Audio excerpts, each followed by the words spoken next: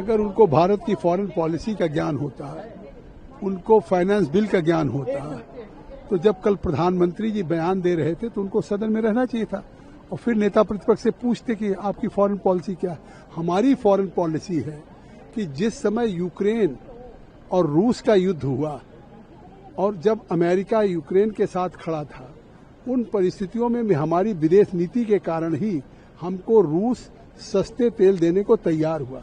America ने दुनिया में सैंक्शन किया, लेकिन उन्होंने कहा कि भारत सॉवरेन कंट्री है, वो अपने ट्रेड खुद कर सकती है। आज दूसरा पश्चिम एशिया का संकट आया। उस पश्चिम एशिया के संकट में जो होमुर्स से उस जम्मू मार्ग से 60% क्रूड ऑयल आता है, आज दुनिया में केवल भारत को वो ईरान अलाउ कर रहा है। 3 शिप्स आ चुकी, 2 और रास्ते में है इसके आगे। तो इसके बाद भी प्राइम मिनिस्टर अगर ये है कि इस वैश्विक चुनौती में न तेल का संकट है न गैस का संकट है, और उन्होंने एक तरह से 1.05 लाख करोड़ का अभी डिमांड फॉर ग्रांट में सप्लीमेंट्री में हमने एक इमरजेंसी फंड बनाया है, जिसको स्टेबलाइजेशन फंड कहा कि ये इस तरह के अगर जियो कोई डेवलपमेंट हो रहा है तो उसके लिए।